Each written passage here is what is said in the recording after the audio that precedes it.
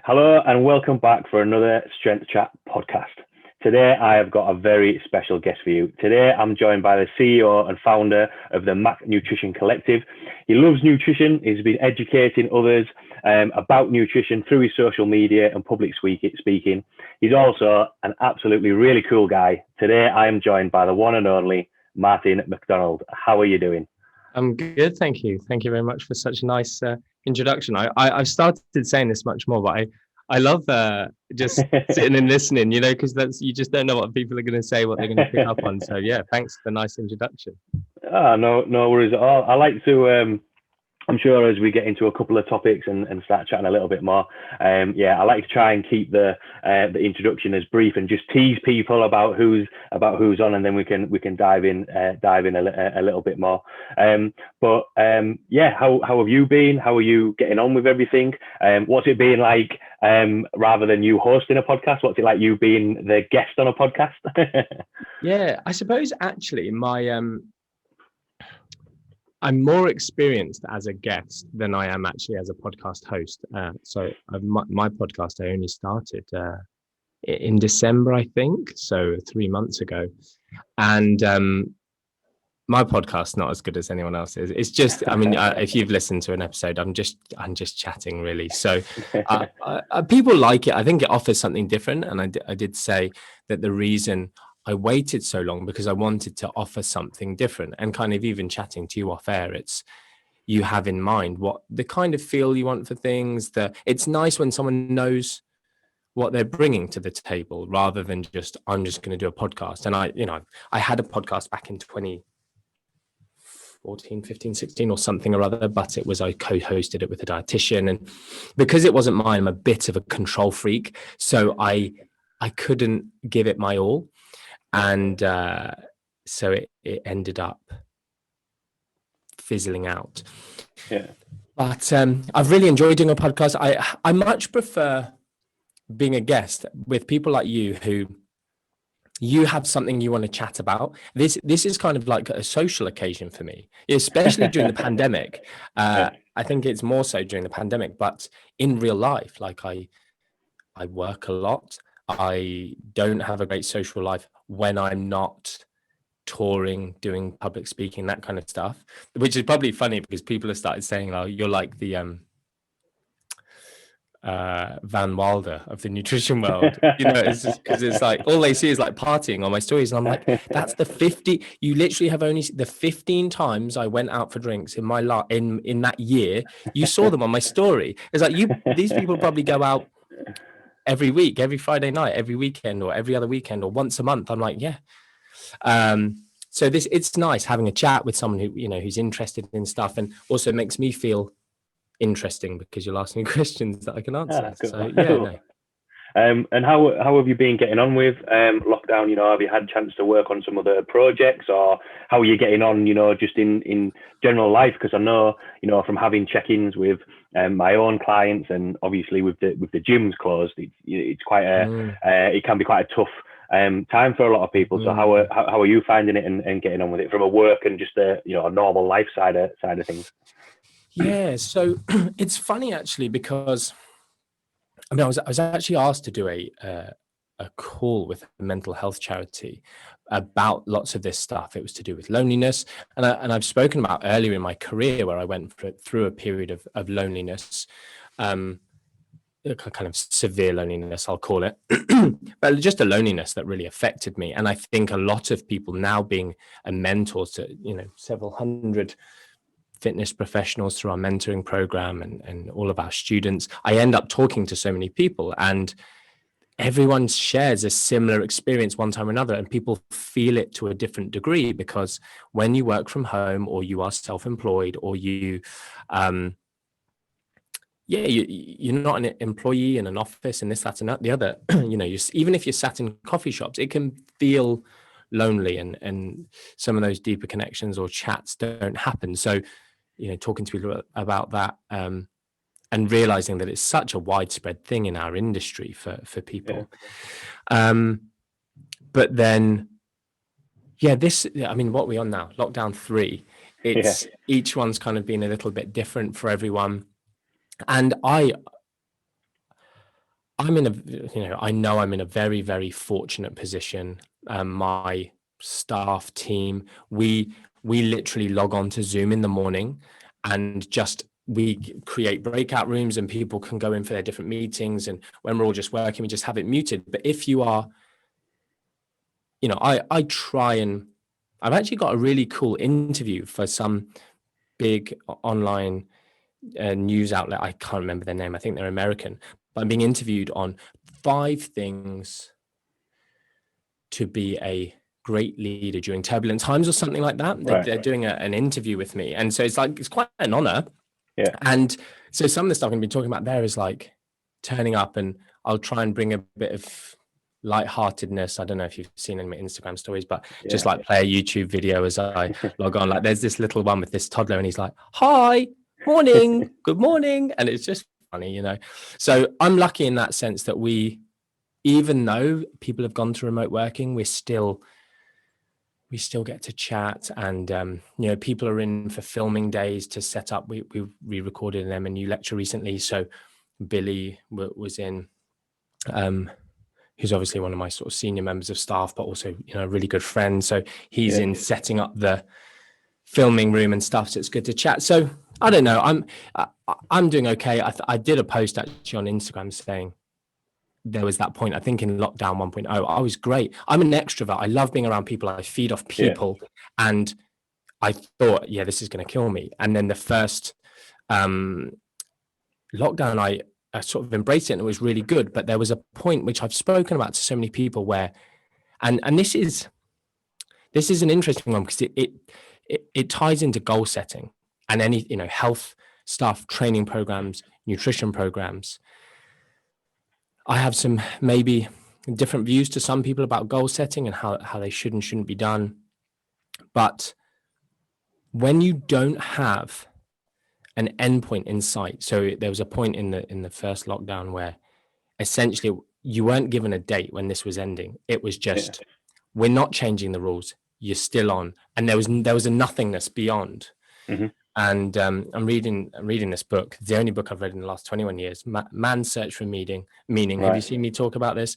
Dr. Frankl, he's a psychiatrist, I think, and a concentration camp survivor. He was in Auschwitz, and he literally talks about this, that one of the reasons it's hard for people in that situation, obviously that's mega extreme, but it's the fact that there's no end point. There's no date that you're aiming towards. Like, you need this, essentially a goal in sight. I mean, it's a horrific place to live. Lockdown for some people is genuinely horrific. I'm not saying it's as bad as Auschwitz, but I think it's difficult to, I know what it's like single parenting. I know what it's like having 2 children. I know what it's like not being able to go and socialize with people. Daddy isn't interesting always. I'm a fun dad, but if it's always me, it's flipping boring for them. And it's stressful for me to try and keep them entertained. So imagine that, but not having the stuff that I have access to, being in a small flat, having more than 2 children, et cetera, but not having that out point. So that was tough. But at the minute I'm good. So thank you for asking. And then business wise, it's funny because online businesses, people are like, oh, online's the future. Oh, Martin, you're lucky. It can't have affected your business. And I'm like, I had a second part of a world tour pretty much sold out that I had to cancel. And, I took what I believe to be the ethical decision just to say, look, everyone, I'm refunding everything because we don't know what's happening next. And, again, lots of our students and mentees were massively affected as you've kind of mentioned, gyms closing. Lots of people that we mentor and study our courses are personal trainers, nutritionists in gyms. And then even just people kind of being made redundant from other jobs or furloughed. And so dealing with all of that, so when you say, did you get any chance to do any new projects? Not really. And actually our biggest project right now, which is the layperson's course that we're creating, the MN School of Nutrition. It's our professional qualification, is obviously huge and well respected, but my following is that I have a lot of general population followers. And everyone wants the course. So we're trying to create this course, and they're like, oh, you must have loads of time to write it now. And I'm like, well, actually, I'm dealing with moving my whole staff to these different back and forward remote working and refunding thousands of tickets and dealing with people who, if they don't get a refund within 5 seconds, they're emailing you going, it's not in my account. I'm like, okay, it will be, just give it a minute. So anyway, it's been up and down, but I'm super happy, and I have had time to, a bit bored on evenings, to create a podcast, which is going quite well. So yeah. Oh, cool. Yeah, I think when you were saying there about Zoom meetings and everything, I do find it, I think you've got to have a little bit of lightheartedness, and I think you've got to have a little bit of humor around there. I know, with the meetings that I have with the coaches that I work with, I think, sometimes it can be, we'll rock up. All right, how's everything going? Right, well, it's the same as last week because the gym's still closed. But yeah. We started doing. So every week, one of the coaches brings. They have to bring a presentation of what they're currently learning. So cool. We've got coaches from different backgrounds. A combat and mobility sort of specialist, and a speed coach. So there's all different things that we can, and it makes it a little bit more interesting.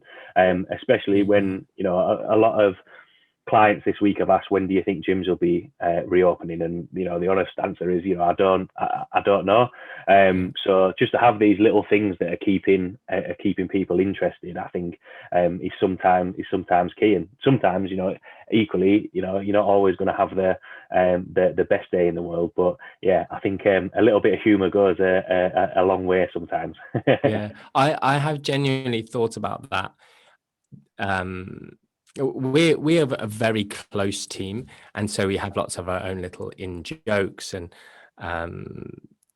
it's cool because everyone can kind of join in and we've recently, a new employee has joined, and she's just slotted into the team super quick. And because she's like, what did she say? Oh, it's kind of funny actually. Someone had asked me a question on Instagram privately, and I screenshot it and sent it to the team and said, I don't know if our email, because she had asked me something, I said, email the team, they'll give you a much better answer. They'll be able to go, I'm typing on my phone, they're on a computer. That's their job to do that. They're amazing. They answer these questions all the time. They can go back and forth. They can send you links. Like, I'm on a phone on the move. So I said that. She was like, thanks so much. So she emailed them. Then she came back to me and then asked me another question. And I said, did you email the team? Sort of winky face, because I was sure the team would have told her. And then she was like, yeah, they said this. And I was like, oh. So I screenshot and said, guys, I'm sure you probably did tell her, but we all make mistakes. Can you just double check? And maybe we need to adapt what we're saying because it clearly wasn't clear to her. Yeah. Anyway, I actually then went away and muted myself. I think I was doing a story by my window and I heard chatting, and Olivia, who is kind of one of our longest standing, she's like customer relations, marketing executive, administration. She said, oh no, I did say that. This is what I said. And then this new member of staff, she's been here a few weeks. She just goes, maybe she just wanted to slide into Martin's DMs. And I was like, just hilarious. I was just like, well played. Like, it was just funny. It's the kind of comment. It's just nice, isn't it? Being in an environment, I'm kind of proud. I fostered an environment where she can say that in front of all the senior management. She didn't know I was there, but you got Sarah, Billy, Amy, like senior management, all the other members of staff who she's only known for a couple of weeks.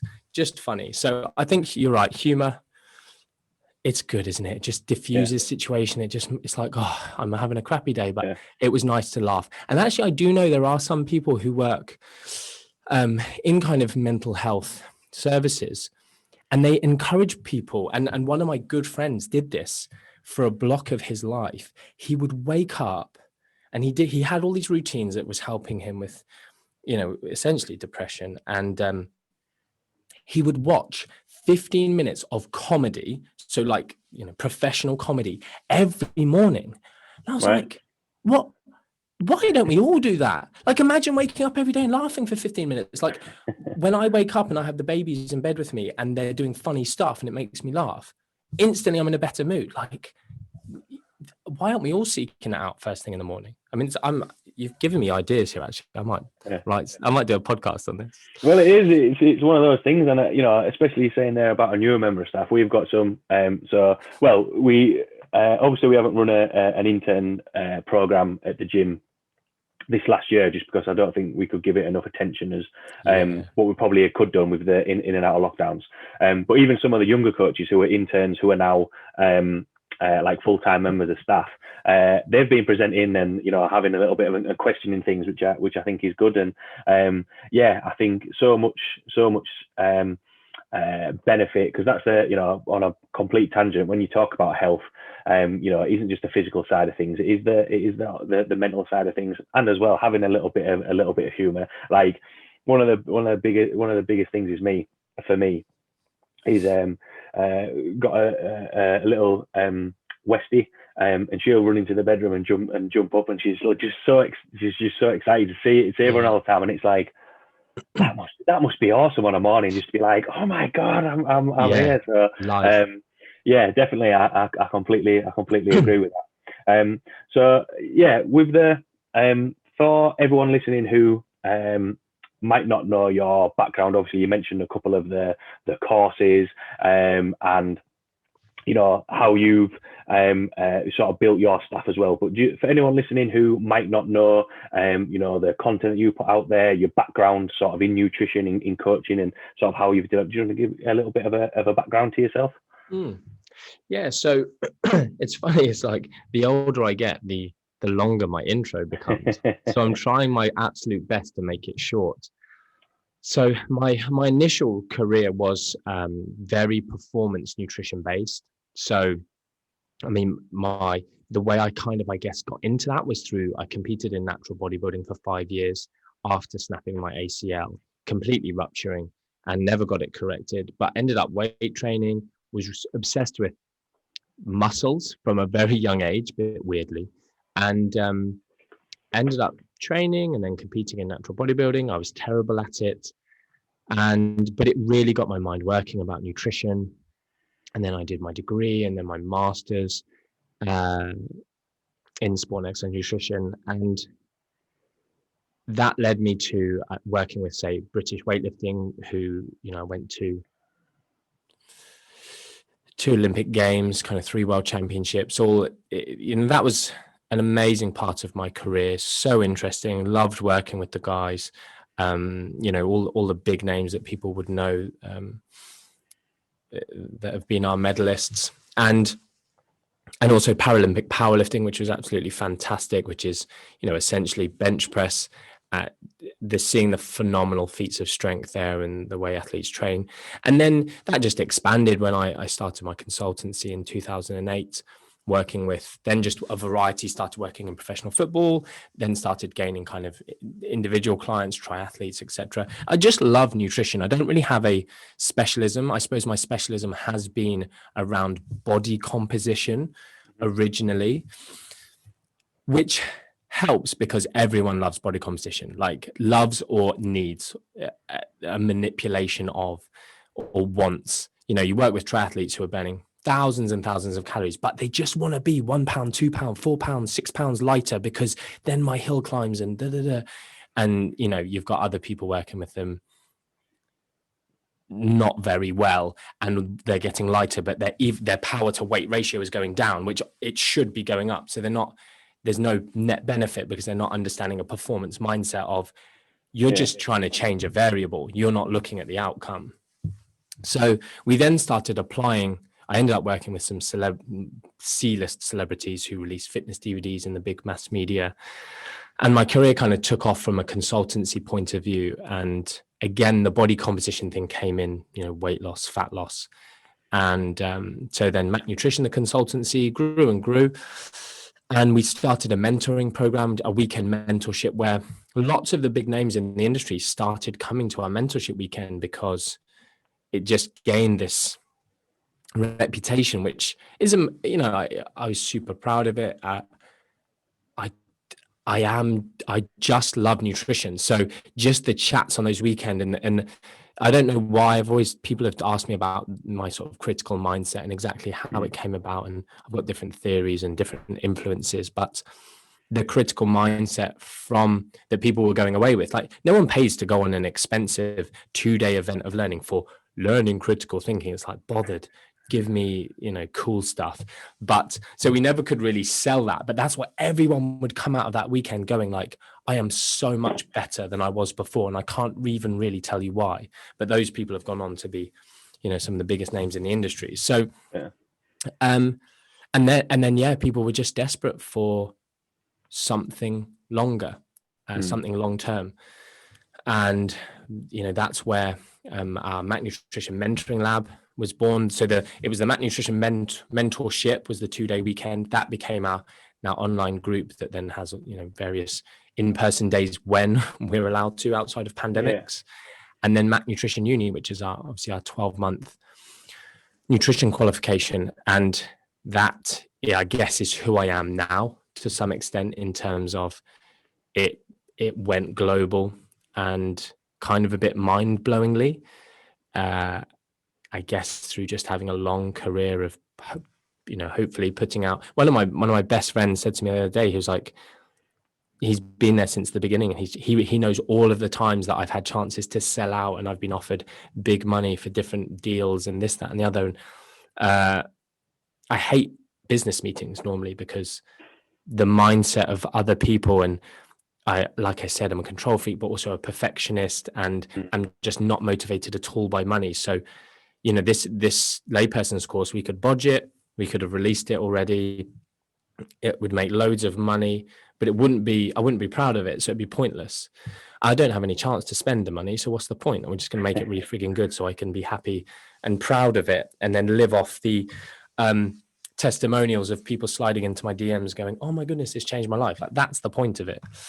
Yeah. So, yeah, that we're doing that, and it's going to be great. And then the other side of it is now, because I have a great team and because I just love interacting with people, we've obviously started doing these in-person talks. So my tour in 2019 was phenomenal.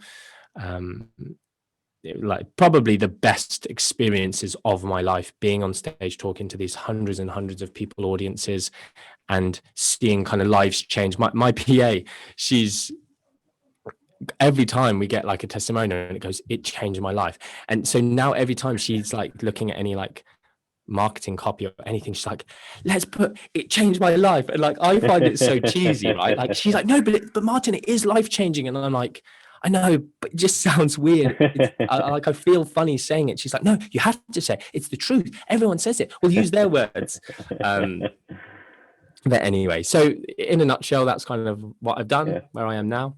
Oh, cool. And was it, because obviously, starting from a performance side of things and having seen, doing the tours and the public speaking that you're doing, was that always something that you wanted to gravitate towards? Because I know, I always like to ask about people's backgrounds and how they progressed through, and whether it was a point of, you just loved and enjoyed what you were doing, and it was just sort of a natural progression to get to that point, or did you always from the education and from first starting out, did you always want to kind of educate people and do talks? And because I know from all of the content you put out there, it's actual information that you can take away and be like, all right, okay, so actually I don't have to massively overcomplicate this. It's like actual tools that you can use. Was that always the plan as you sort of progressed? Yeah, two things to pick up on what you just said, and I'll go for the second one because it's real quick. But what you've said there, I find it a compliment and I appreciate it, in that it's actually a recent change. That initially I wanted to be, I value my intelligence. It's part of my, people call about this identity and identity-based behavior change and all this kind of stuff around identity. And it's something that from a very young age, I had my IQ tested. It was very high. My dad was very, very clever. And so it's always been something that I value. And so then growing up, I wanted to be the cleverest person in the room as a kid, and then going into as an adult. And therefore I wanted to be the cleverest person in the industry, and I wanted to be this, that, and the other. And so I read so much, and I knew everything, and I have a very good memory, and so I can talk in certain ways, and I can talk about really in-depth subjects, and I can learn super quick. But there was a point maybe 4 or 5 years ago where I went, this is literally useless to most people. Like, I can sit in a room with 20 coaches, 20 academics, and enthuse them and teach them new stuff. But what I love is people and helping people. And I had to literally take this moment of, I need to humble myself and not be a world beater. I need to use my skill for teaching and use my skill in public speaking to go, what is actually going to let someone like yourself, but people who aren't even qualified understand it, going all the way back, so that it's actually meaningful and helpful, and they don't need to do a 12-month course to fully get it, and they don't need to pay me to understand it. They just can go to my Instagram, they can go to a one-day talk and just get it and implement it and change. So yeah, I had this thing of talking about the basics, which I know a lot of people still come to me as this, now that I am a industry figure, and I do still battle with putting out the basics, because it's like, they know this, and I can do a post and you'll know it, but that post isn't necessarily designed for you. It's designed for a client type person. So going back to, was it a plan? I missed that out in my my background. Is I was a university lecturer, and I actually delivered my first lecture at 21 years of age, only just having finished my degree. Was in the first year of my first postgraduate. And because I didn't actually say that, I did a postgraduate in clinical nutrition later on as well, because of the fact I started working with so many people in the general population, and so many of them had health issues, and I didn't feel comfortable. I was well read, and I wanted to do graduate medicine, but I'm afraid of needles, so I couldn't bring myself to. I used to watch YouTube videos of people doing like phlebotomy and stuff, and just pass out. And I would then like try and do it again. I could never get over it. And everyone would say to me, it's different when you're the one doing it. And I was like, nah, it's not for me. I'm too terrible with gore. And so I did this clinical nutrition thing to basically just feel, I suppose, like I was doing the right thing by clients if I started to work within the clinical areas. So I gave my first lecture at 21, and I was literally lecturing third year degree students, BSc nutrition, and I was like months ahead of them. And some of them were mature students, so they had like 30-year-olds and 40-year-olds and 21-year-olds, and I'm still 21. But it was like a 200-seater lecture theatre, and I had just come out of the gym, because actually my first ever lecture, I was covering a senior lecturer, and I walked in my gym stuff, drinking a protein shake in front of a 200 lecture theatre, and it was exhilarating. Like, other people would hear that and go, it's my work. Like Sarah, our head of nutrition, she's like, that's my worst nightmare. There are very few things in the world that would be worse for me than being put in that situation. I was like, it's one of the best feelings ever. And so I always knew I wanted to, and I found posts in like 2012 going, I really one day hope that I can just make a career out of just public speaking and educating. That's my flipping Alexa. Should have unplugged that. And then my career took me in a totally different direction, to the point where I have a career, I have a business, and as a hobby, I decided to do a world tour of nutrition talks, and then suddenly went, oh my goodness, like, I've done it. I did what I wanted to do. It's amazing, but I'm actually not doing it as a career. I'm doing it in my spare time, on my weekends. And so, that's kind of the story. I never really pushed the agenda, but because I like public speaking and people enjoy hearing me speak, I would do a talk, and then someone goes, will you come do a talk here? Will you come do a talk here? And then I do a podcast, and someone goes, will you come talk at my gym? And then, we come over here and speak at this conference in Australia, and it just kind of blows up. So yeah. Yeah, I think that it comes across like that you enjoy, and I think you enjoy speaking in public, because I think there's if that comes across in the crowd, you kind of get bought into it a little bit more, and I think you get a lot more information. And we had a little bit of a chat before we started recording of that's why I wanted this podcast to be called Just a Chat, because you end up getting to because I know on social media and everything like that, you only see sort of one element of it, or one element of the person, whereas actually once you start the conversation flowing, you kind of get a better understanding of who they are, what they want to talk about, what are they passionate about, and how they want to put things across. So cool. So we spoke a little bit there, or you touched on about trying to put information out there that people would be able to use. And I always kind of like to ask questions that are on topic from what people or what I've had clients with, or other coaches that have spoken to me about clients that are happening now. And obviously during lockdown, the whole or a lot of conversations are, oh well, we're not back at normal, so this is an abnormal a situation, and that can sometimes relate to people's diet and nutrition as well. But what are your thoughts on what is normal eating? Is it an actual thing? Is there a definition to that? Because is normal to me might not be normal to somebody else, and I think sometimes people can get into a little bit of a rut of that and be like, oh well, I'm just going to eat this instead. Then what are kind of your thoughts on that, and what's your sort of definition of it? Yeah, good question. So I've done 2 or 3 posts recently about normal eating, and it's a funny term. So because normal, it's good that you said normal for one person is different to normal for someone else, and that's really important when we come up with definitions, for instance. And if you're wanting to come up with an overarching definition, you have to therefore make it very broad, non-specific, so that it does hit most people, other than people who would almost categorically be seen as outside of that, i.e. abnormal. So normal eating we have here in the middle, and then we have at the ends of the spectrum different types of abnormal. So we can define eating disorders, and we can define those each, and on that end of the spectrum where people are extremely physically or mentally or socially impacted by their eating. But normal eating on the other end is very difficult to define because it looks so different for different people. And then in the middle, we've got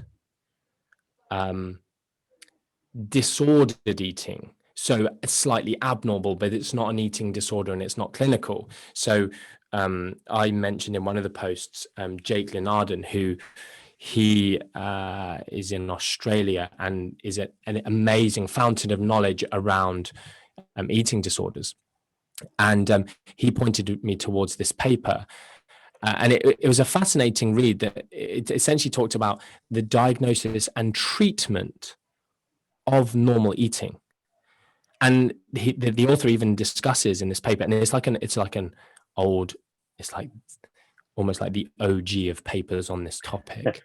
And the author literally, and he's so clever, the author, I loved reading the paper. He was like, it's a paradox, the treatment of normal eating. And what he means by that is we have created societal normal is different from potentially physiological normal. So physiological normal, we are animals, mammals, and we have these drivers that we can't necessarily get away from, but through using our intelligence, quote unquote, because maybe some of that intelligence is maybe actually leading us to having eating disorders and mental issues, we try and do something different to the physiological normal. I have an issue with people who talk about physiological normal as though that's the be all and end all of normal. So they're basically going, so you've heard this term diet culture, have you? Yeah. So everyone talks about diet culture. We live in a society of diet culture and fat phobia, etc., which I do believe, well, I don't believe it's true. We have become very, very centered on body weight and body fatness as literally a marker of someone's social status, whether they're a good or bad person, whether they're lazy or they're not, etc., which is completely wrong. That is an issue, and I really like the movement towards this. But you also then get people, and a lot of people within that circle, basically talking about physiological normal as, yeah, that's what we should do. But then it's a bit like going, okay, well, what is physiological normal really, and how much does it apply to us in a day and age where, actually, I saw something funny. Someone was like, it's totally abnormal to eat, you wouldn't find a caveman eating something out of a wrapper.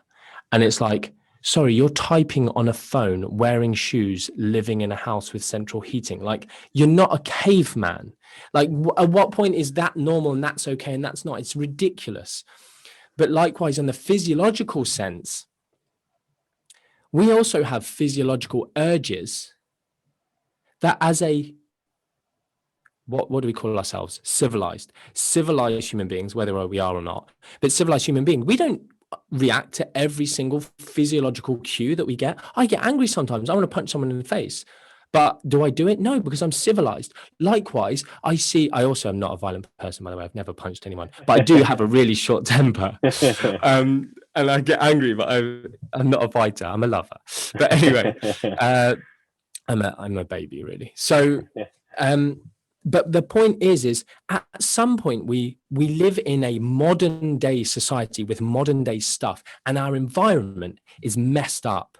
We have advertising, we have food scientists whose entire job it is to make us eat stuff that probably, if we eat too much of, is not good for our health.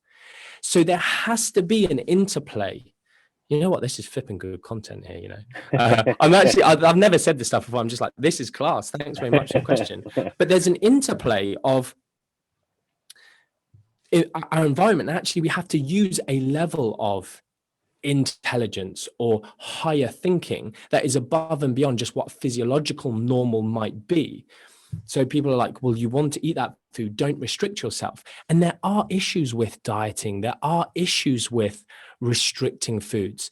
But I have this saying that lots of people are starting to use that I coined, which is, it's your perception of restriction that dictates its impact.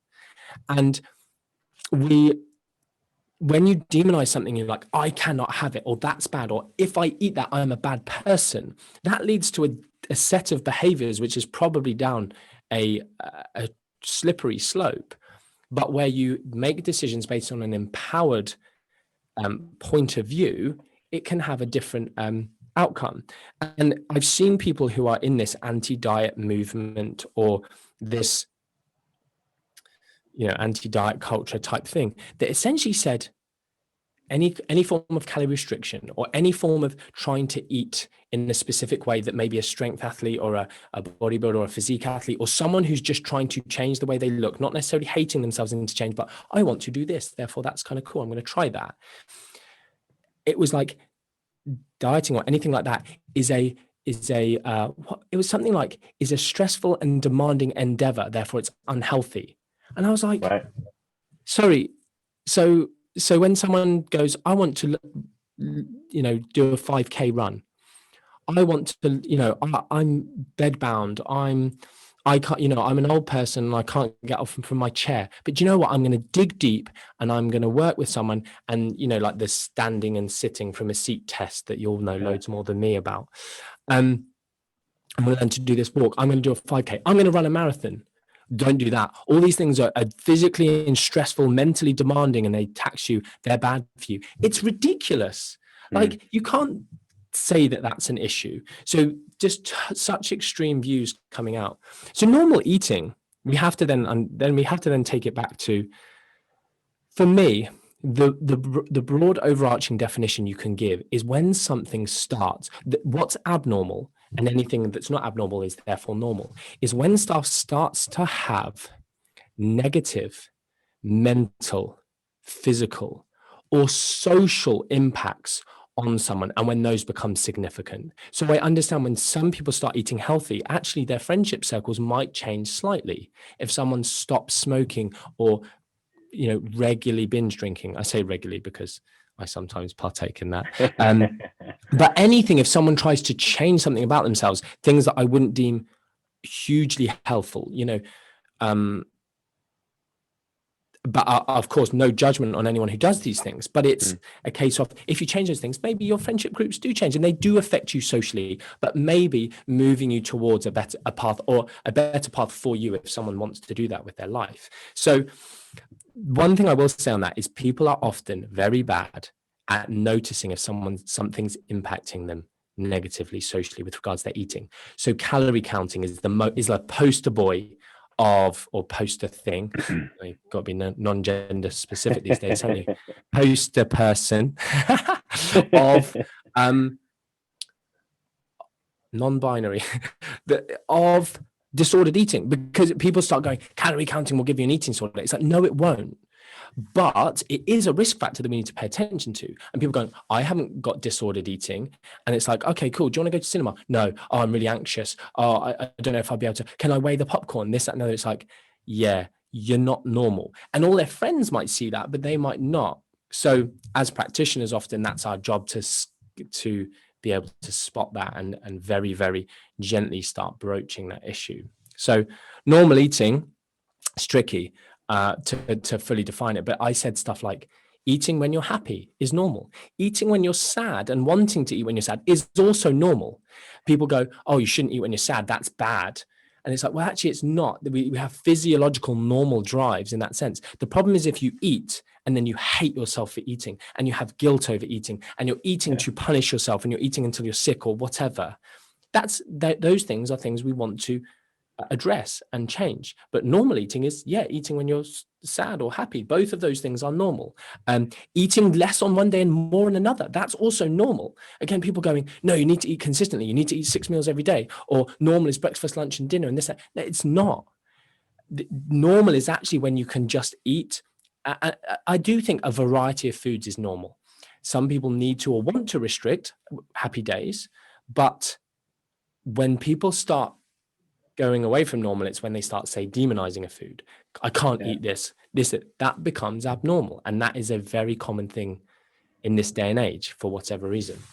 Yeah, definitely. I think, when you're talking about food, and the last little bit you mentioned was, I want to eat when I'm happy. I'm eat when I'm sad. And I actually had a conversation with a client about this, either this week or last week. If it's someone's birthday, it's sometimes surrounded by food. It's, there's a meal sometimes usually involved in there. Christmas, there's a meal, like it's centered around a meal. Like, you're not going to not have a Christmas dinner, or you're not going to go have food around your birthdays. Like, that would be, a normal thing to do. It's there to be enjoyed. It's a social occasion. But, you don't have to be thinking that, oh, well, I'm not going to have any cake on my birthday or anything like that. It's realistically not going to cause as much damage as what probably people think they do, because you're probably going to feel worse by not celebrating that and enjoying that sort of event, rather than restricting yourself from there.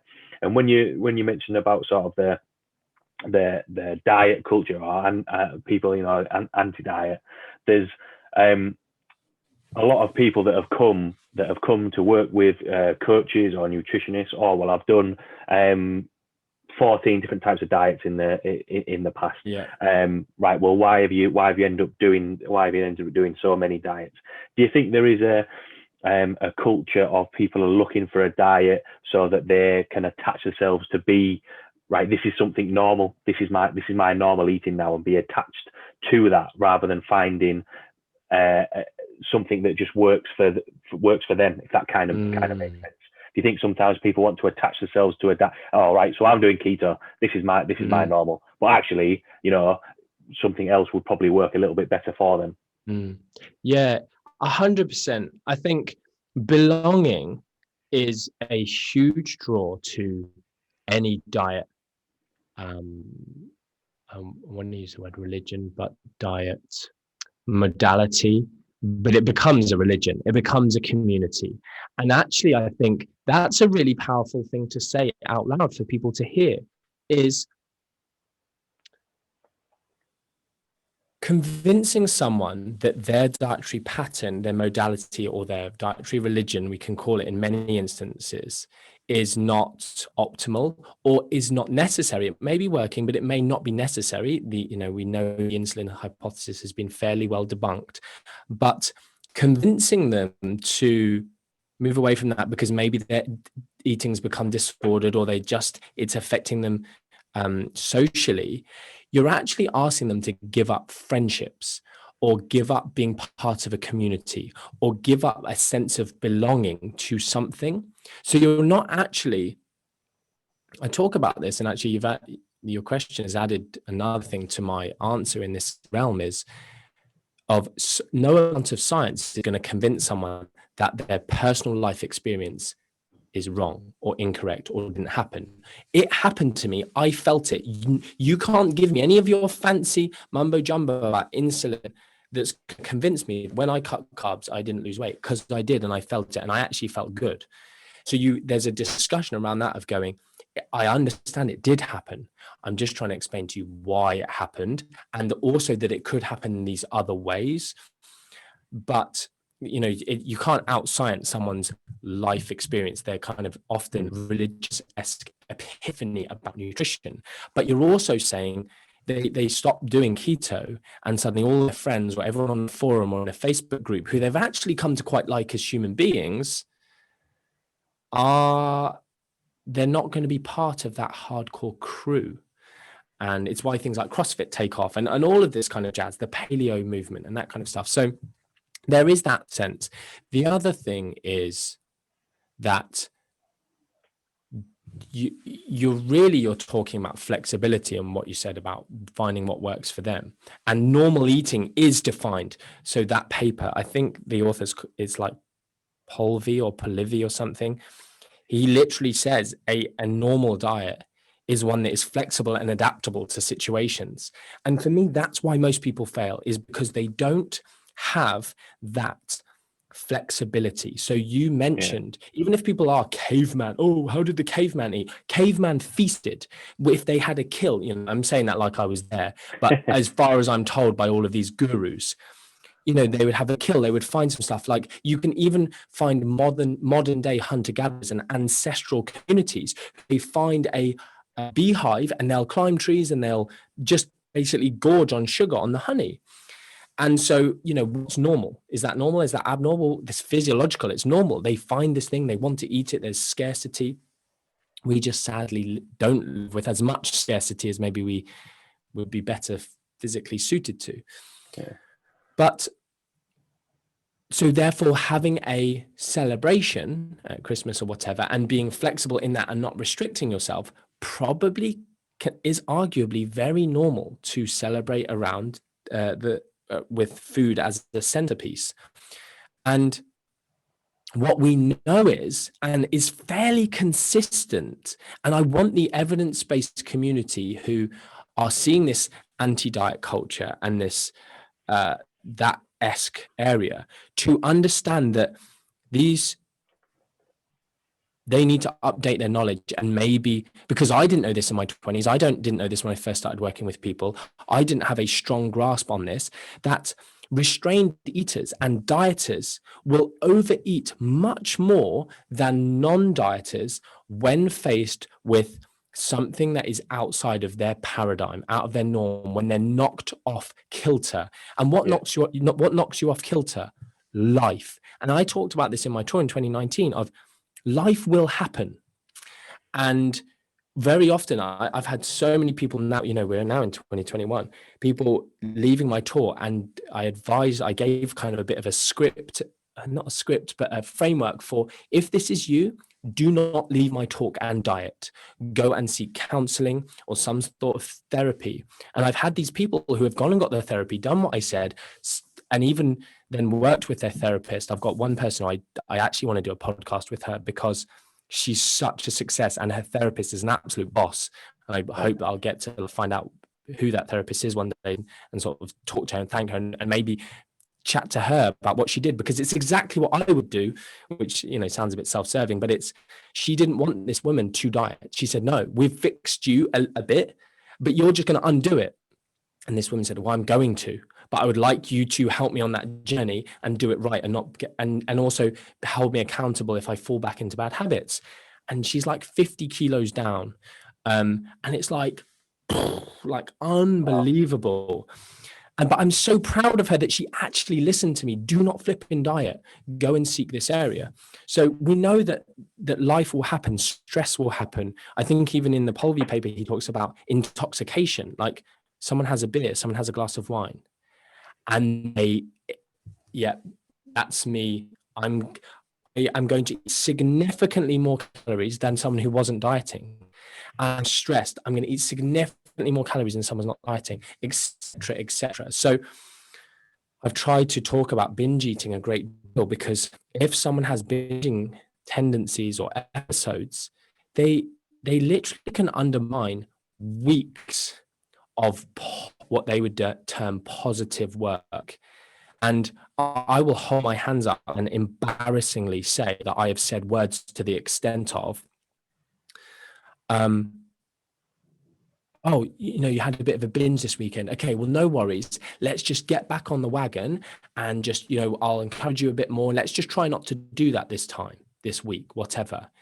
And I think if people are honest with themselves, I would guess 97% of coaches over the age of 18 who have worked with people have probably said something similar. And they're not saying it horribly. They're not saying it.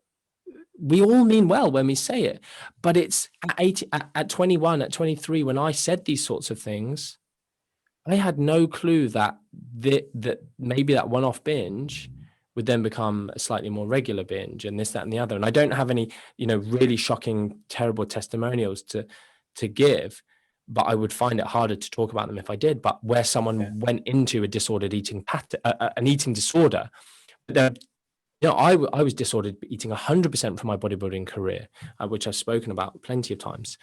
But it's this binging thing of, you can undermine so much, and therefore it's not just. And with regards to your question, when you sent it to me on email about one of them, I didn't really know what I was going to say, but I literally just wrote down, people think try harder, not smarter. They think they need more of a plan and be more strict. Yeah. And that's often what people do not need. They don't need a plan. They don't need to be more strict. They don't need to try harder. They need to be reflective. Why didn't previous stuff work? And what needs to change for this actually to be something that might be a bit more consistent and would actually work this time? Yeah, definitely. I think it's whenever you have a plan and something like that happens, oh well, let's just keep sticking to the plan. Let's just keep going. Whereas I don't think that's the case. I think sometimes one of the biggest things that I've found, over the last year of lockdown is, having more conversations with clients and getting them to asking the question, well, what do you think? What do you think has gone wrong? And exactly like what you say, I think that's a good way of looking at it, being a little bit more reflective and be like, okay, so let's learn from this then. How can we improve from there? And if we can't do plan A, which is optimal, right, let's try plan B, C, D. Let's just give these a go, and then everything can be a little bit scalable. I think there is. I know a lot of clients that I work with like having that structure and that plan in place. And I think sometimes you have to say, look, this can be adjustable. It isn't just this way or no way at all. But yeah, I think that was a good way of looking at it, being a little bit more reflective rather than being, oh well, actually it's gonna spiral out to do more episodes later down the line. One of the things when we're talking about food is that and nutrition is that sometimes people think that they need to start something afresh completely, and just everything that they're doing now must be bad because I've seen this diet or I've seen this and I must be doing this. How do you kind of put it across with clients or people that you work with or in your talks of looking for areas of opportunity that you can actually build on? So not throwing everything out of the kitchen sink. What are you currently doing now, and how can we improve on that? Because I think sometimes that's where people struggle in a starting point of, oh well, I feel overweight, so therefore I need to start something new. Whereas actually, what are you currently doing, and how can we get you progressing? If that kind of makes sense. Yeah. What you just said there, it doesn't, what's popped into my head doesn't fully relate, but I'm just going to say it to begin with because it's something interesting for people, is people talk, there's this term habit stacking. Have you heard of habit stacking? Yeah, is that that's Atomic Habits? Is that book? Yeah. James Clear talks about that. Yeah, I didn't know it was him that it necessarily originated from. Just everyone's talking about habit stacking, and exactly that of. And in fact, I think when I first heard it was Dr. Jung, Rob Jung. But anyway, the point being, it isn't habit stacking I'm talking about, but people already have a structure of their life, which clearly they've fallen into through many data points, instances, lifestyle things that have led them to having these habits, whatever they may be. Skipping breakfast, not skipping breakfast, having this set number of meals, eating at these times of the day. Clearly what they're currently doing is how they naturally fall. And therefore, if you can build a framework on top of that, it's a lot easier than fully changing stuff. So often it's like, I want you to change this, I want you to change that. And all that does is it taxes resources that people have. So it's not habit stacking, but it's like, right, you tend to eat at this time, and this is that time in relation to, say, an exercise session or not, or bedtime or waking. And how can we improve those instances? And so often, like in research, it brings me to like papers like, I can't remember the author. It's an old paper. It's not an author that anyone would have heard of, I doubt, because I can't remember his name. But essentially, just giving, I think it was something weird, 48 grams of whey protein, right? And that's all they did in the study, nothing else. And so not like started an exercise program, not started eating better. Like they literally were looking at almost like this intervention of giving this. But what that did was changed big marker endpoints, changed body composition, changed 24-hour energy intake. There's no download MyFitnessPal, start meal prepping, buy some Tupperware, blah, blah, blah. Just drink this chocolate milkshake and do nothing else. Like my whey protein is choc nut flavored, and I've been drinking it for, people go, oh, protein shakes, they're bad or this, that. It's like Little Miss Muffet, something tough at, curds and whey. Like she was having it. She wasn't a part of diet culture. She wasn't flipping dying of heart disease. She wasn't whatever, right? She was just chilling on her tuffet, drinking, having some curds and whey. But hers probably tasted rank. Mine tastes of choc nut. It's delightful, right? My babies love it. Like I try not to give it to them because I'm like, it's mine. Get off. Get your own. Buy your own. Do some chores. I'll give you some money to buy some. This is expensive. but I'll pour some in their cups. They flip and love it. It tastes great. So saying to someone, again, people see nutrition as restriction. And I still remember, and this is something, I'm proud of very, very little in my early career, if I'm frank. But no, not really. But it's just like, you say some dumb stuff, don't you? But one of the things I said is focus on what you can do, not what you shouldn't do. So what can I do? What can I add in? Because taking away is just always this negative thing of like, right, if I'm going to have to restrict calories, I don't want to be restricting anything else. So whether or not you're going to do that, because again, I talked a lot about this spontaneous calorie reduction, which is what happens when you have 48 grams of whey in the morning, spontaneous calorie reduction, so that 24-hour energy intake reduces. But what are you doing? Drink a chocolate milkshake and it tastes delightful. So when we talk about what are they already doing, it's what are they doing and when are they eating and what's their current habits and how can I improve that? Can I just go, do you like these foods? Yeah, I like that food. Why don't you eat it? I don't know. I just never thought to. Cool. Add in some of this. I never thought of that. That's an amazing idea. One thing that I people started calling me the legume guy at one point, and it's not sexy. I don't want to be the legume guy, right? So please don't call me it. but I just banging on about legumes because for me, it's such a part of the Western diet. You know, that's a dirty term in nutrition science, traditional Western diet, because it's just crap. But legumes, we don't consume enough of them. And therefore, how can I, like, legumes are nice if you have them prepared in a certain way. Like, I literally bought some yesterday because I thought I haven't been eating enough legumes. And it's like what was it? Sainsbury's or Tesco, something. Can't even remember what shop I was in, but it was like a 5 bean mix. And it's essentially baked beans, Heinz baked beans, but a cheaper version, and it's got lots of different legumes, 5 different beans, and seeking out those things, because what we now are starting to understand about gut health, it's an area that's just only going to explode.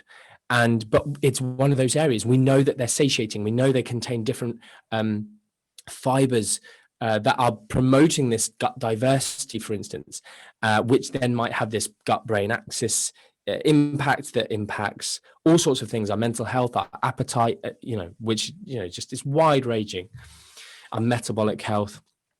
And so what can you do? Right.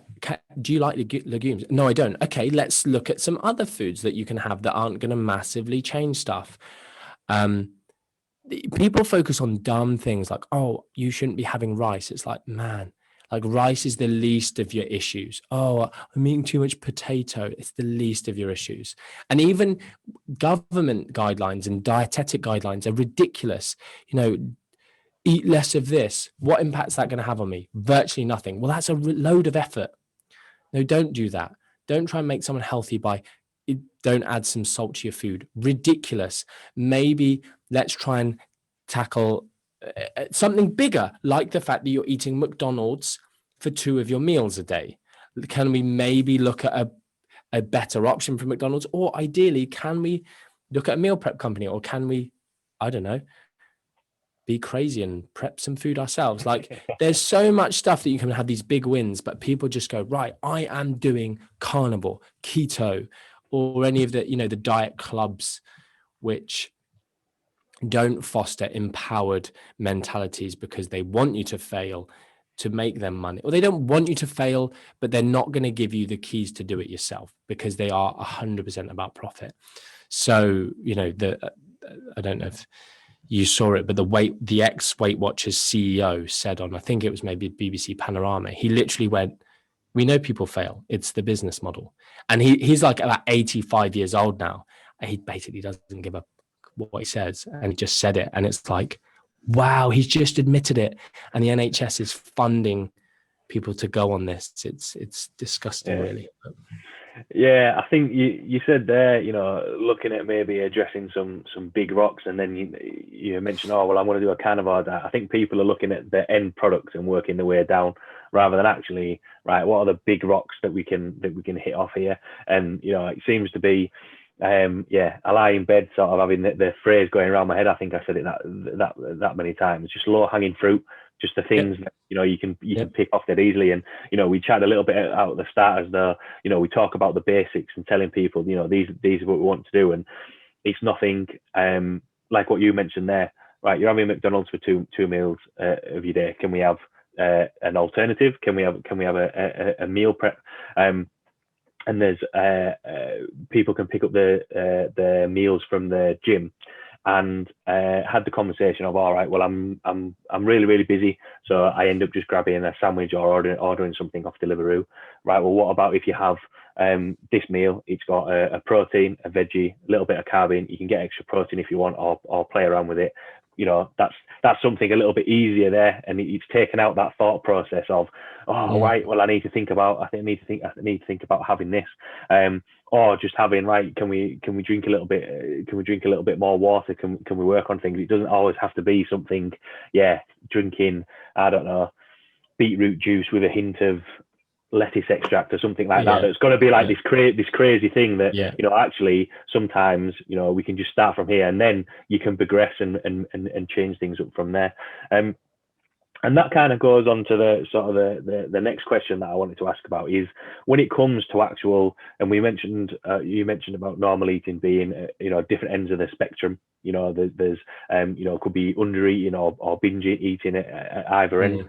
But also when people, because you mentioned about a lot of people are sort of fascinated about body composition, wanting to lose weight, and there's kind of a room of thought that you need to do a sustainable fat loss, slow and steady, which a lot of people have done.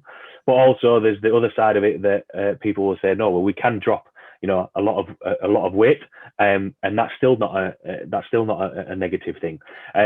I think people are kind of still sort of stuck in both camps over what is good, especially when they're looking to drop weight. Do you just kind of want to chat about both, and why it isn't always necessarily a bad thing if we are dropping weight? Because the worst thing would be, just touching on that, is if people are dropping weight, is if they gain that weight back afterwards.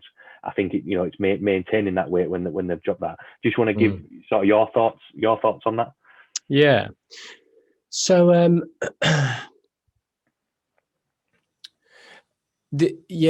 was just trying to connect something you said earlier, because it fits in really nicely. I think one reason that people often want a set plan is because their mental resources are taxed to the point where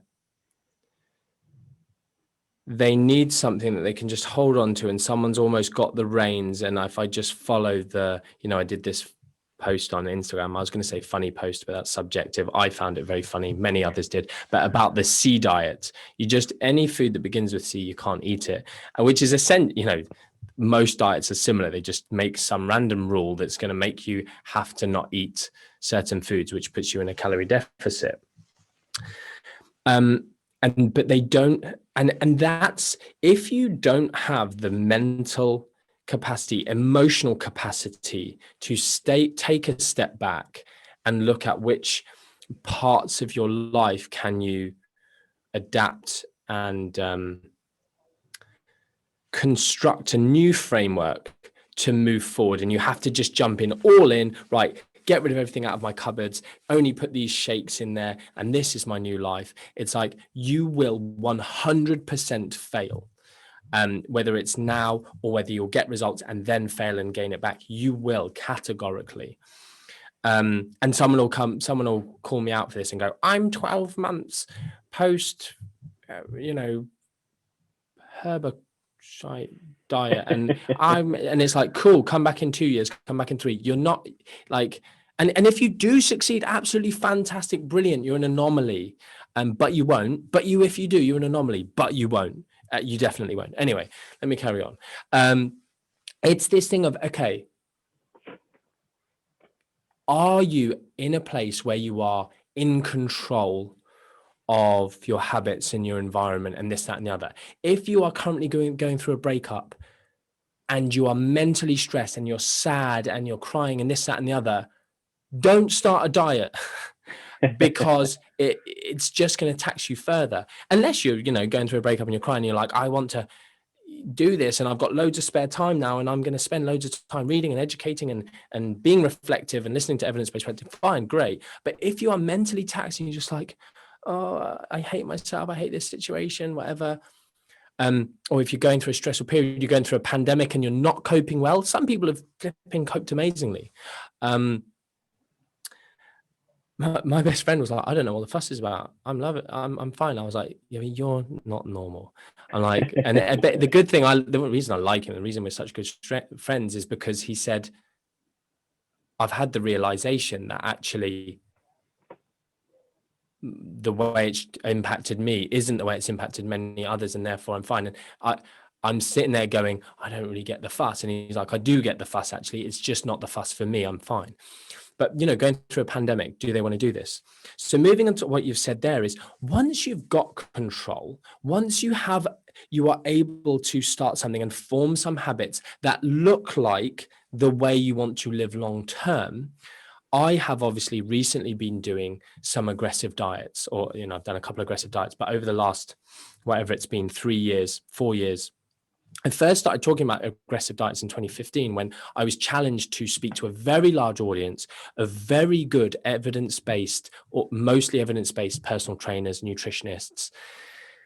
And when I speak, I put my all into speaking. My worst nightmare is someone leaving my talks and going, I learned nothing, or I wasn't interested, or you've just told me the exact same thing that I already knew. So, and there's always something I can probably educate people on, even if it's just a snippet. And one thing that I saw, so I kind of studied this group of individuals online and saw that they were very, very anti anything other than slow weight loss, fat loss. And like zealot, like anything other than slow is bad.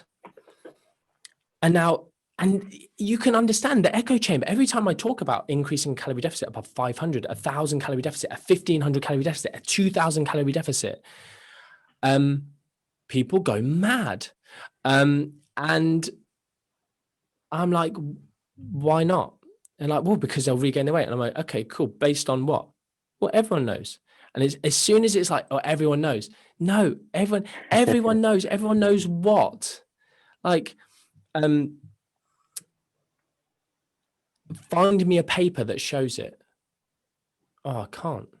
Exactly.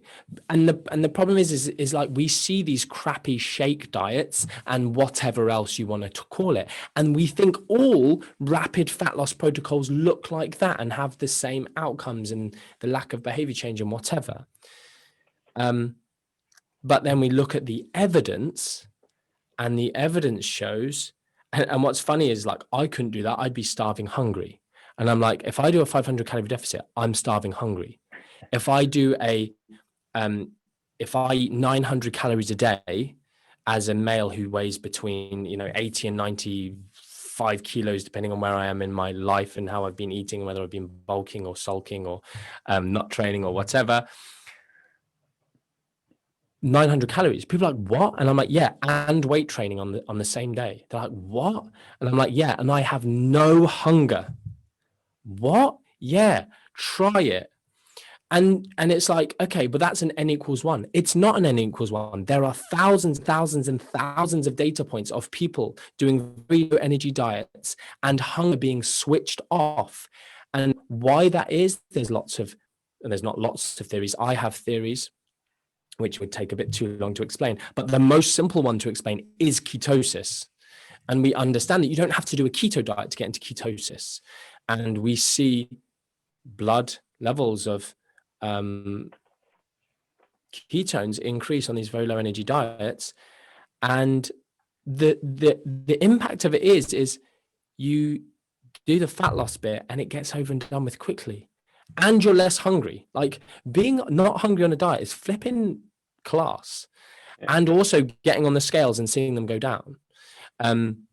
And I've actually got a talk on this with all of the research for if anyone's listening. This is going to sound like I'm selling something here, but it's I have this talk that I delivered back, I can't remember when, but it was at a fat loss conference, and Spencer Nadal talked on some amazing stuff. And I did this thing on essentially rapid fat loss, evidence-based rapid fat loss protocols.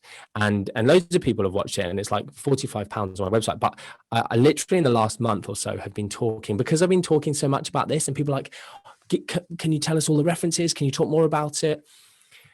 And, I've spoken for free about it on different podcasts, but I have this talk with slides and everything. And, but it's like 45 quid. And I've just been thinking, I don't know if you saw, but I sold my PCOS lecture, which again is like a really good piece of work, which was £45 for a charity thing. And I've been thinking whether or not it would be a charity thing or just, give it away for £10, my talk, just like a nominal fee, which is, because I feel like if I give it away for free, people would just go, nah, it's worthless. Yeah.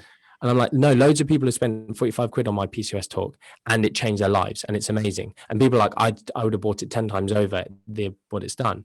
So then when you go, okay, well, it's a tenner, people are like, okay, cool, I'm still paying. They actually bother to listen. Like, I bet if people listen to loads of your podcasts, they'd learn loads, but it's like, oh, it's free, it can't be that good. I hate that mentality. I'm probably the same myself.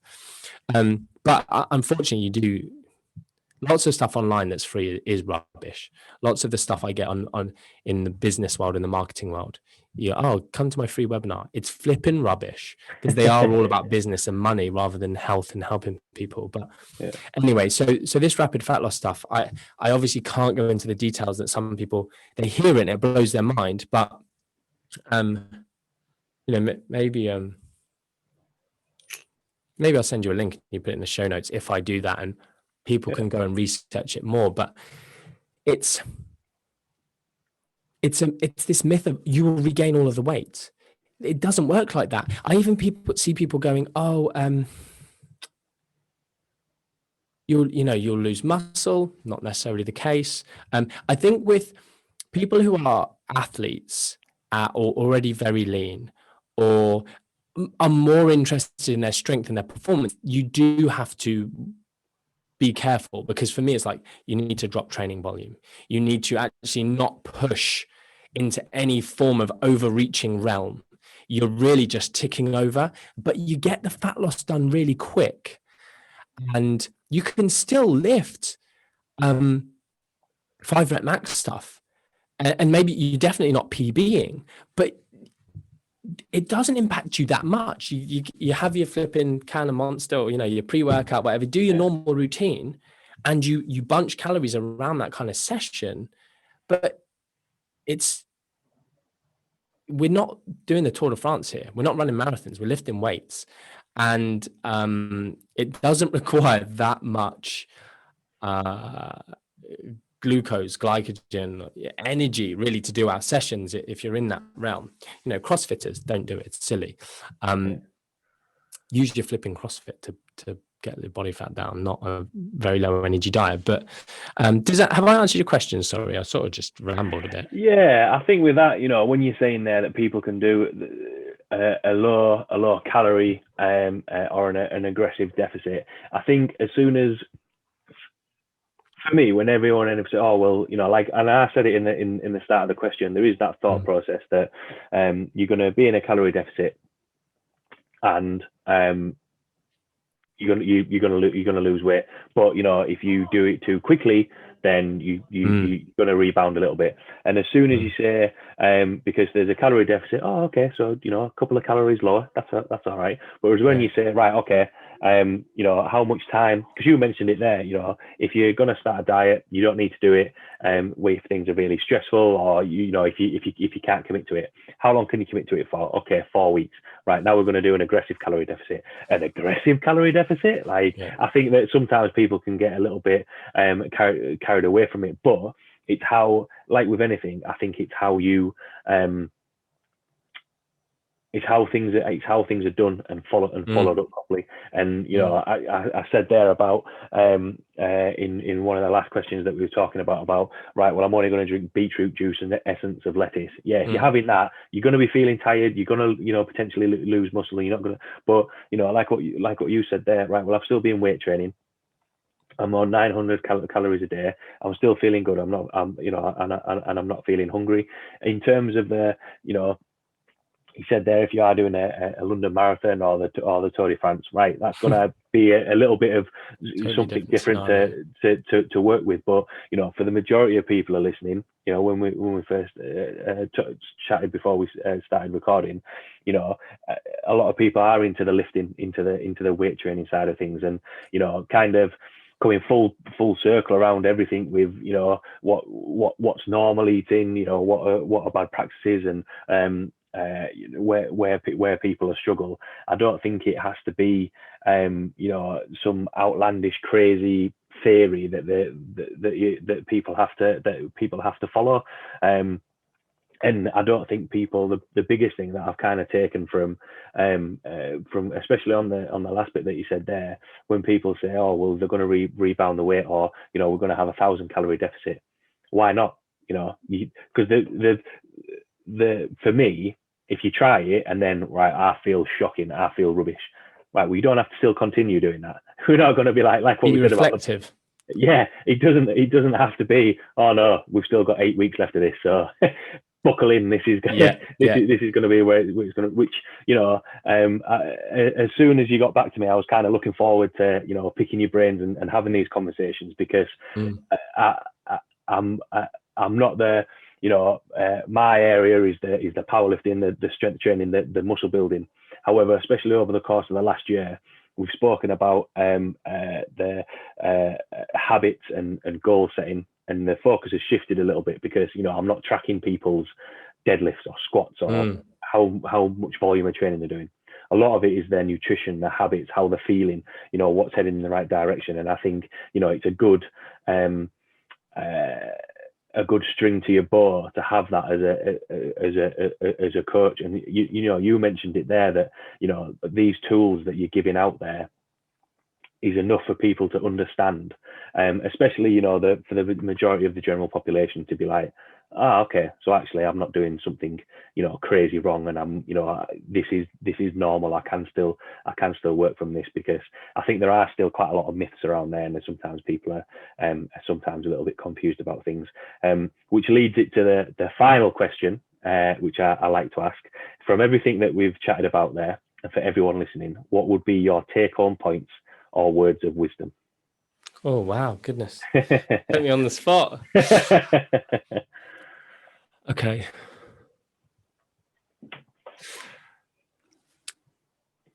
I mean, I've said there about being reflective, right? And it's also, if you're going to do something that, and maybe this is just because it's on my mind a little bit, is because I've done a post today on Instagram, and the level of stupidity is literally painful. And people have messaged me like, oh, yeah, so-and-so stupid. I'm like, no, I didn't mean her. She's actually asked me an intelligent question and challenged me. It's the people who are supposedly on my side who literally haven't got a freaking clue, but they're just joining in. And it's like, no, I'm not even going to like your comment because you're dumb, because you're just going, no, that's not the case. And it's like, people need to have, the best thing I think a lot of us can do in life is learn to listen rather than just having our own biases, but try and prove yourself wrong. Like if you say something, and this is that critical mindset that people do praise me for, is you say something, back it up. What are you backing it up with? So if someone goes, if you lose weight quickly, you'll put it all back on. Okay, back it up. What are you backing that up on? And the thing you can't do is use N=1 experiences, because that doesn't matter. Like there are people on this planet who go, I have seen aliens. I have seen whatever, Jesus in my toast. I have seen whatever, the world is flat. They don't count. No individual counts. Science really is the only thing that counts. If you want to talk about faith stuff, fine, you can go and just go like, I believe the earth is flat. Cool, happy days, but if we're going to have a discussion, try and prove yourself wrong. Okay, right, I think that happens. Why do I think that would happen? Well, I think rapid dieting crashes your metabolism. Brilliant, good theory. Go and find studies. Okay, oh, look, the studies have been done. They don't crash your metabolism. Right, I was wrong on that. Fantastic. You lose loads of muscle. Oh my goodness, doesn't seem to happen. Fantastic.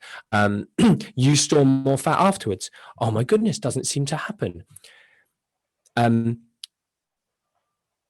Etc., etc. Then coming back to that understanding of, well, why have I observed this happening? Oh, people are binging. Right, it causes you to binge. Let me go and find research on that.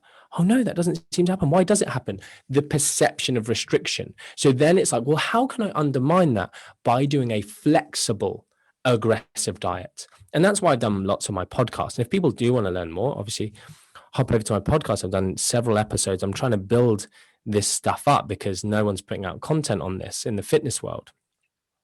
But understanding what I talk about, these multiphasic and multifaceted diets, so that you go in and then you have a social occasion, we come out, we go back to maintenance, whatever. And it's that thing of being reflective. So I'm going to question myself and I'm going to be reflective. Right, I've done a day of it. Actually, let me just double check this. I told you it didn't work. Straight away, arrogance, you're not going to learn. Like if you don't want to learn, don't even bother. Don't even enter the conversation. Oh, look, Martin spoke on his podcast. A day isn't long enough to get these reductions in hunger. And this is often why I start my aggressive diets with a 24, 36 hour fast, because I start the day of 900 and I'm like, happy days. I even said to Sarah, our head of nutrition, I actually think I could tell the point where I got into ketosis or whatever happens with it, because it was the hardest fast I've ever done. I've only ever done 3. of 4 in my whole life. And it's only one day. But this was the hardest one for some reason. I don't know if it was because of my habits that day or the situation I was in. I just don't know. But I literally hit this point where I was like, oh, yeah, hunger has literally gone. And it never came back.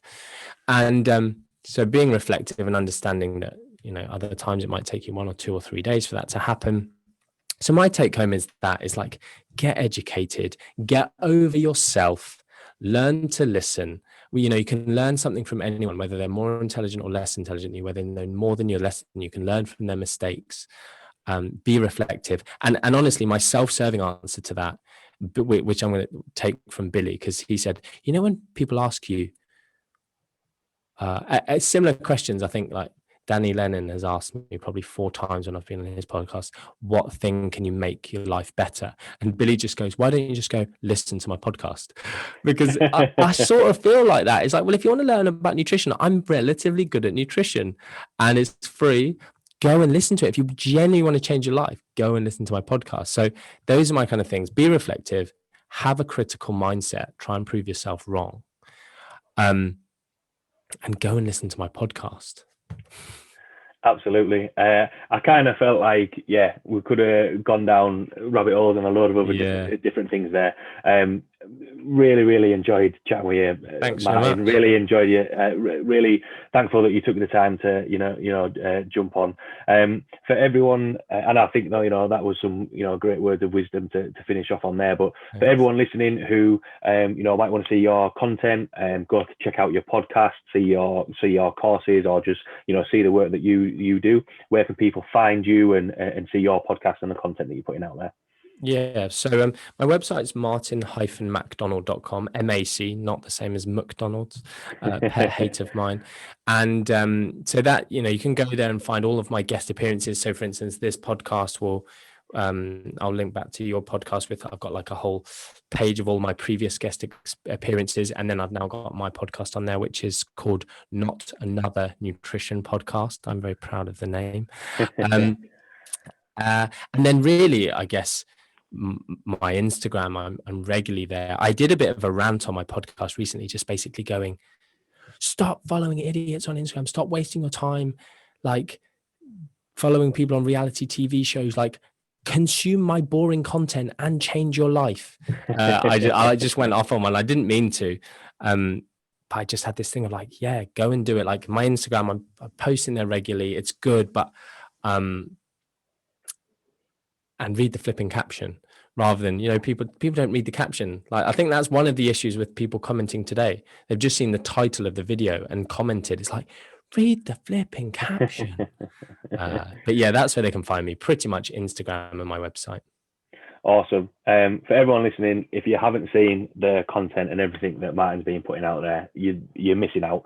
Go and find what he's doing. I know, from following his content for so long now,